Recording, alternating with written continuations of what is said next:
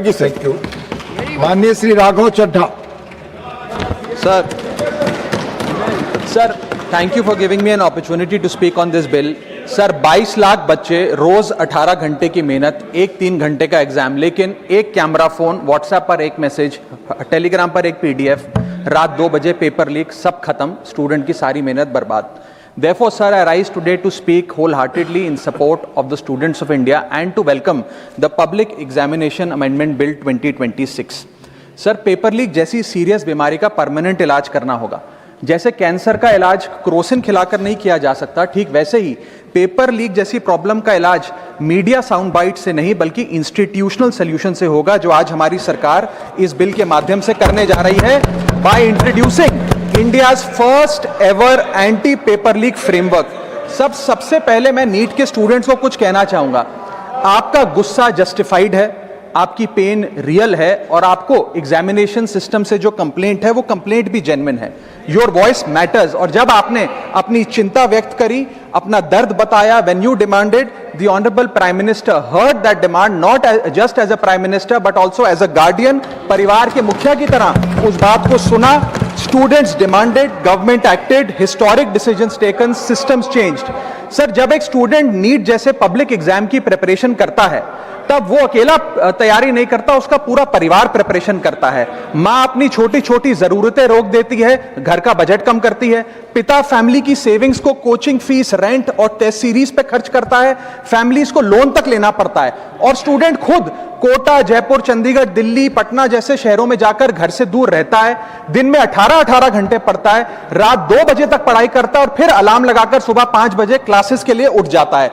परिवार से दूर, कोई सोशल लाइफ नहीं, कोई त्योहार फेस्टिवल नहीं, सोशल मीडिया, फ्रेंड से दूर, और अपनी स्लीप और अपनी हेल्थ से भी कॉम्प्रोमाइज करता है, क्योंकि उसे पता है कि जब वो पेपर लिखेगा तो सिर्फ पेपर नहीं, अपनी फैमिली के लिए एक बेटर फ्यूचर लिखने जा रहा है। और फिर एक दिन एग्जाम की तारीख पर उसे पता लगता है कि 3 साल से वो जिस पेपर की तैयारी कर रहा था वो पेपर किसी ने पहले ही पैसे देकर हासिल कर लिया, पेपर लीक हो गया। और इस समय सर सिर्फ पेपर लीक नहीं होता, उस स्टूडेंट का मेहनत, उसकी ड्रीम्स, उसकी सेल्फ बिलीफ, उसका ट्रस्ट, उसकी एस्पिरेशंस, ये सब लीक होती हैं और उसकी मेंटल और फिजिकल हेल्थ पे असर पड़ता है। I understand that pain sir, because मैं खुद भारत के, अभी कुछ साल पहले ही भारत के एक पब्लिक एग्जामिनेशन सिस्टम का स्टूडेंट रहा, चार्टर्ड अकाउंटेंसी का।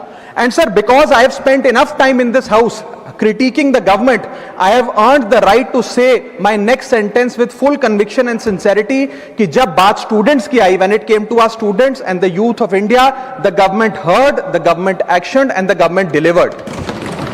स्टूडेंट्स का फीडबैक लिया, स्टूडेंट्स की डिमांड्स को ऑनर किया और ये डेमोन्स्ट्रेट किया कि सरकार स्टूडेंट्स के साथ खड़ी है। जिस उम्मीद के साथ स्टूडेंट्स ने अपनी मांग प्राइम मिनिस्टर साहब के सामने रखी, उस चिंता को, उस दर्द को समझते हुए तमाम एक्शन लिए गए, तमाम स्टेप्स लिए गए, जैसे कि शॉर्ट टर्म और long term steps. Number 1, paper leak के बाद इमीडिएटली री एग्जाम कराया गया ताकि साल बर्बाद ना हो। जांच सीबीआई को सौंपी, एसआईटी का गठन हुआ, स्पेशल इन्वेस्टिगेशन टीम, जिसने 13 लोग मेन किंगपिन समेत गिरफ्तार किए। मात्र 75 दिन में, आज से 2 दिन पहले जब 75 दिन पूरे हुए जांच के, चार्जशीट भी फास्ट ट्रैक कोर्ट में दर्ज करा दी गई, जांच को महीनों सालों लटकाया नहीं। 47 नेशनल टेस्टिंग एजेंसी के ऑफिसर्स को शंट आउट किया गया, एजुकेशन सेक्रेटरी का तबादला हुआ, यहां तक कि मॉरल ग्राउंड्स पे हमारे ऑनरेबल होम एजुकेशन मिनिस्टर ने इस्तीफा तक दिया और स्टूडेंट प्रोटेस्टर्स के खिलाफ जो केसेस थे उन्हें विड्रॉ किया गया। बेरीड फैमिलीज जिसके अपने किसी घर के बच्चे को, किसी स्टूडेंट को खो दिया, उसको कॉम्पनसेशन दी जा रही है। एग्जाम सिक्योरिटी प्रोटोकॉल्स को स्ट्रेंथन किया जा रहा है और अगली बार से यह नीट का पेपर ओएमआर शीट से नहीं बल्कि फुल्ली कंप्यूटर बेस्ड टेस्टिंग से कराया जाएगा ताकि remotest chance of paper leak भी एलिमिनेट कर दिया जाए। इसी के साथ साथ सरकार ने एक हाई पावर टास्क फोर्स का गठन किया है जो फर्दर रिफॉर्म्स अंडरटेक करेगी कि भारत के पब्लिक एग्जामिनेशन सिस्टम की इंटेग्रिटी को कैसे प्रिजर्व और प्रोटेक्ट किया जाए। और इसमें इंडिया के मोस्ट अक्लेम्ड एक्सपर्ट्स जैसे कि नंदन नीलकनी साहब को समिति में डाला गया है। इसी के साथ साथ डेटरेंस क्रिएट करने के लिए, अपराधी के मन में खौफ पैदा करने के लिए एक ऐसा कानून लेकर आज सरकार सदन में आई है जिसके पास होने के बाद कोई अपराधी सपने में भी यदि पेपर लीक करने का सोचेगा तो उसकी रूह कांप जाएगी। पहली चीज, पेपर लीक को एक इंडिविजुअल द्वारा किया गया क्राइम नहीं, बल्कि एक ऑर्गेनाइज सिंडिकेट नेटवर्क द्वारा किए गए क्राइम के तौर पे ट्रीट किया जाएगा, जिसमें इनसाइडर हो, कोचिंग माफिया हो, लॉजिस्टिक वेंडर हो, प्रिंटिंग प्रेस हो, सॉल्वर गैंग हो, एग्जाम ऑफिशियल्स हो, सब पर कार्रवाई होगी। सबको दोषी करार देने के बाद, गिल्टी करार देने के बाद 10 साल तक की जेल होगी और 10 करोड़ रुपए तक का जुर्माना लिया जाएगा। सारे ऑफेंसेस को cognizable, non bailable, non compoundable बनाया गया। एक स्पेशल टास्क फोर्स का गठन किया गया कि अब कभी भी यदि पेपर लीक की संभावना भी उत्पन्न होती है तो यह स्पेशल टास्क फोर्स जांच करेगी और यह इन्वेस्टिगेशन सालों साल नहीं लटकाई जाएगी। 2 महीने के अंदर अंदर से इस इन्वेस्टिगेशन को कंप्लीट करना होगा। और इसी के साथ साथ फास्ट ट्रैक कोर्ट्स का गठन किया, जो ये इंश्योर करेंगे कि इसमें स्पीडी ट्रायल हो, डे टू डे ट्रायल हो, स्पेशल पब्लिक प्रोसिक्यूटर होगा, 3 महीने में पनिशमेंट सुनाई जाएगी। सर मैं बता दूं, हमारे देश में fast track courts heinous crimes के लिए बने हैं, जैसे कि क्राइम्स अगेंस्ट वुमेन, रेप और पॉस्को जैसे अपराध के लिए। आज हमने पेपर लीक को उस हीनियस क्राइम्स की कैटेगरी में ला खड़ा किया है सर। इसी के साथ साथ सर, इंस्टीट्यूशनल और systematic reforms will demonstrate zero tolerance towards paper leak, और इससे भारत की इंडियन पब्लिक एग्जामिनेशन सिस्टम की इंटेग्रिटी को हम प्रिजर्व और प्रोटेक्ट कर पाएंगे। ये सब इसलिए हुआ because sir there is nothing more important than the students and their future. Sir their voices mattered, their voices were heard and systematic and systemic changes have been brought in. उनकी आवाज को, students की आवाज को कोई political challenge नहीं, बल्कि एक परिवार की भीतर की चिंता की तरह समझकर, जैसे घर के बच्चे घर के बड़े से अपनी चिंता व्यक्त करते हैं, दर्द व्यक्त करते हैं, डिमांड्स रखते हैं, ठीक वैसे ही सरकार ने ये तमाम फीडबैक लेते हुए एक्शन लिया। Sir Benjamin Franklin, American philosopher, statesman, diplomat रहे, उन्होंने कहा था well done is better than well said. सालों तक इस देश में पेपर लीक होता आया, लेकिन सिर्फ डिस्कशन और सिर्फ साउंड बाइट हुई। आज एक्शन हो रहा है, सिस्टमैटिक रिफॉर्म्स आ रहे हैं और भारत का पहला एंटी पेपर लीक फ्रेमवर्क बनके तैयार है और आपके सामने है। सर इसी के साथ साथ पेपर लीक किसी एक पार्टी का, किसी एक सरकार का ऑफिसर या मिनिस्ट्री की देन नहीं है, और ये कोई 2026 का फिनोमेना भी नहीं है। सर मैं बता दूं कि सर जब बात अकाउंटेबिलिटी की हो, मोरालिटी की हो, जवाबदेही की हो, तो इसलिए इससे जब बात अकाउंटेबिलिटी की हो, मोरालिटी की हो, जवाबदेही की हो, तो सर ये इससे तय नहीं होना चाहिए कि पेपर लीक कौन से राज्य में हुआ, कौन सी मिनिस्टर के अंडर हुआ, कौन सी पार्टी में हुआ, क्योंकि ये एक पैन इंडिया ऑर्गेनाइज्ड क्राइम है, क्रॉनिक डिजीज है। मैं ये बात इसलिए कह रहा हूं क्योंकि 19 जुलाई 2026 को, आज से मात्र 10 दिन पहले, पंजाब के अंदर एक फार्मेसी ऑफिसर रिक्रूटमेंट का एग्जाम हुआ। उसमें मैसिव इरेगुलरिटीज देखी गई, ब्लूटूथ डिवाइसेस के माध्यम से लाइव चीटिंग चल रही थी, और चीटिंग सिंडिकेट वो चीटिंग फैसिलिटेट कराने के लिए 13 लाख रुपए का रेट चार्ज कर रहा था। यही नहीं सर, आम आदमी पार्टी की सरकार जब पंजाब में बनी तब से अभी तक नायब तहसीलदार के एग्जाम में इरेगुलरिटीज देखी गई और लार्ज स्केल चीटिंग हुई। पंजाब स्टेट एजुकेशन बोर्ड में 12वीं क्लास का इंग्लिश का पेपर लीक हुआ, पीएसटीईटी स्कूल टीचर रिक्रूटमेंट का एग्जाम का पेपर लीक हुआ, पीएसएसबी के ग्रुप ऑफिसर के रिक्रूटमेंट का एग्जाम लीक हुआ, एग्रीकल्चरल डेवलपमेंट ऑफिसर के रिक्रूटमेंट का एग्जाम लीक हुआ, और एक्साइज और टैक्सेशन इंस्पेक्टर की रिक्रूटमेंट की मेरिट की लिस्ट जब आई तो उसमें फर्जी नाम डाल के जारी कर दिया गया। सर मैं आ रहा हूं, अब मैं कांग्रेस पे आ रहा हूं।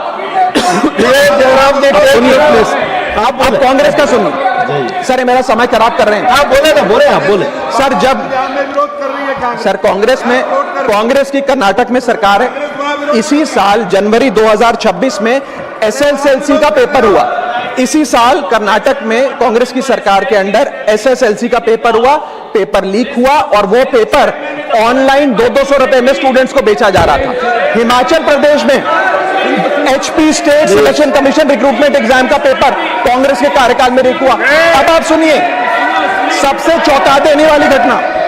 सर सबसे शॉकिंग और सैड बात यह है कि 2016 में कर्नाटक में जब कांग्रेस की सरकार थी, तब वहां पे 12वीं कक्षा का प्री यूनिवर्सिटी कॉलेज का 12th का केमिस्ट्री का पेपर लीक हुआ। ये क्लासरूम का पेपर नहीं था सर, ये स्टेट बोर्ड एग्जाम था।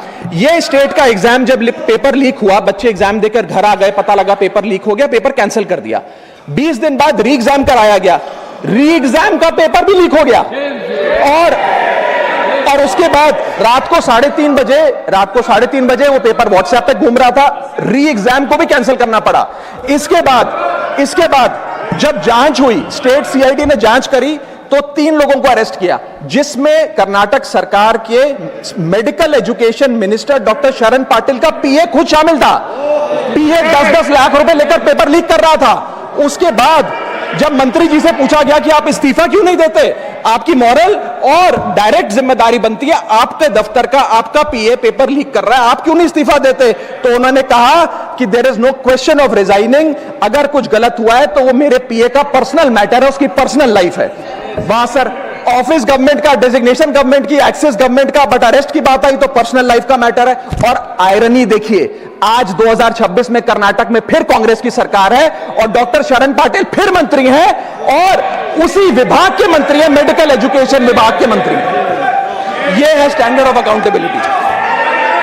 सर सुन लो, उसी के साथ साथ 2004 से 2014 के बीच में जब यूपीए की सरकार थी तो कांग्रेस के कार्यकाल में दर्जनों एग्जाम्पल हैं, डॉक्यूमेंटेड एग्जाम्पल हैं पेपर लीक के सर, जिसमें मुख्य तौर पर AIIMS post graduate medical entrance exam 2006 में लीक हुआ, रेलवे रिक्रूटमेंट बोर्ड का एग्जाम 2009 का लीक हुआ, all India engineering entrance exam 2011 UPA के कार्यकाल में लीक हुआ और SSC combined graduate level exam 2013 leak हुआ।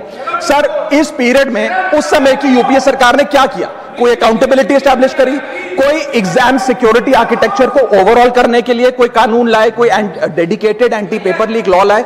कुछ नहीं लाए। सर मैं एक बात कहना चाहता हूं, सर पॉलिटिकल मेमोरी सिलेक्टिव हो सकती है, पब्लिक रिकॉर्ड सिलेक्टिव नहीं हो सकता। अगर नेशनल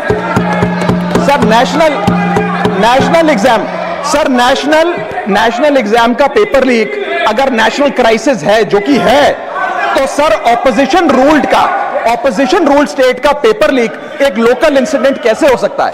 सर स्टूडेंट में तो फर्क नहीं होता। अगर नीट के स्टूडेंट्स का पेन जेन्युइन है, जो कि जेन्युइन है, तो सर पंजाब के फार्मेसी एग्जाम के स्टूडेंट्स का और कर्नाटक के एसएलसी एग्जाम के स्टूडेंट्स का पेन भी जेन्युइन है। स्टूडेंट का पेन पार्टी देखकर चेंज नहीं होता और ठीक उसी तरह रिफॉर्म और अकाउंटेबिलिटी भी पार्टी देखकर चेंज नहीं हो सकती।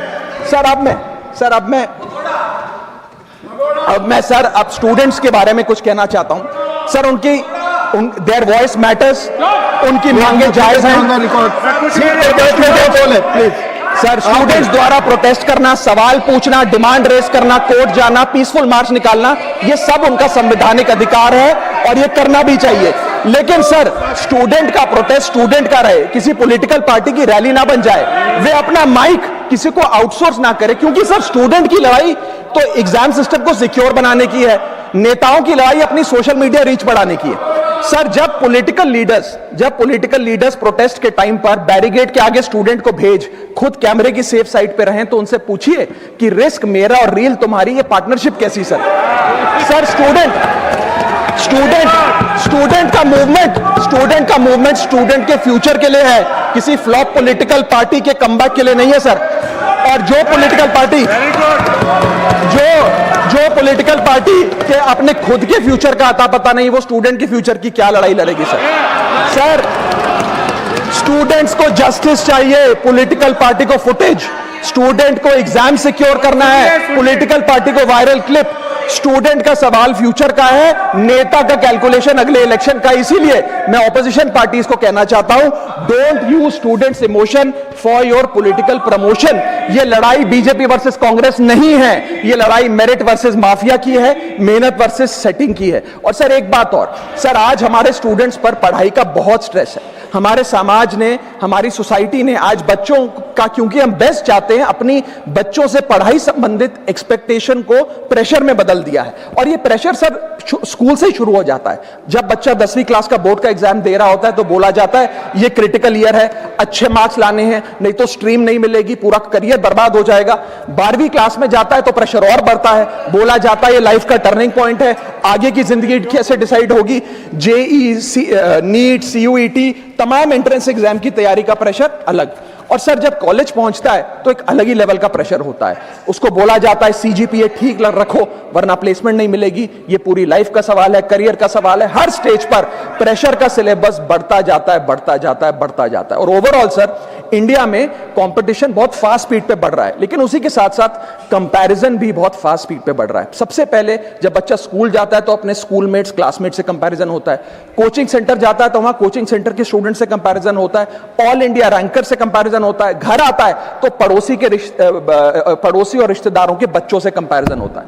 ये कंपैरिजन मोटिवेशन नहीं सर, प्रेशर और स्ट्रेस में बदलता जा रहा है। सर जैसे 3 इडियट्स पिक्चर में कहा था ना, काबिल बनो, कामयाबी झक मारकर पीछे आएगी, ठीक उसी तरह समाज को, हम सबको, अगर कोई स्टूडेंट चिंतित दिखे, स्ट्रेस में दिखे, उसे कहना चाहिए कि एग्जाम इंपॉर्टेंट है लेकिन तुम एग्जाम से ज्यादा इंपॉर्टेंट हो सर, क्योंकि घर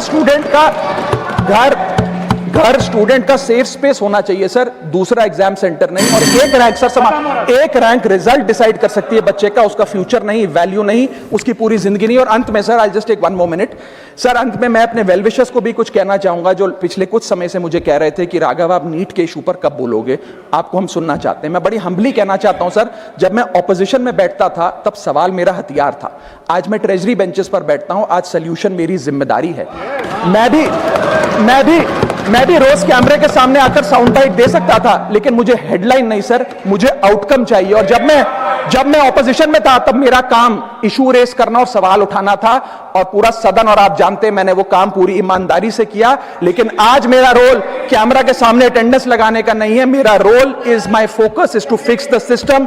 इसीलिए मैंने अपने आप से एक वादा किया, I made a promise to myself कि मैं इस मुद्दे पर पार्लियामेंट में बोलूंगा, और उस दिन बोलूंगा जिस दिन हम प्रॉब्लम सॉल्व कर रहे होंगे, सोल्यूशन लेकर आएंगे, when the system is getting fixed, and today is that historic day when the system is getting fixed। और सर बिकॉज आज जो रिफॉर्म्स हम लेकर आए हैं, जो सरकार सदन में लेकर आई है, वो इतने जरूरी हैं क्योंकि इन रिफॉर्म से सिस्टम और मजबूत होगा, पेपर और सिक्योर होगा, एग्जाम फेयर होगा, मेरिट का सम्मान होगा, माफिया जेल में होगा, सरकार पहरेदार होगी, कार्रवाई दमदार होगी, स्टूडेंट्स की जीत होगी, माफिया की हार होगी। जय हिंद।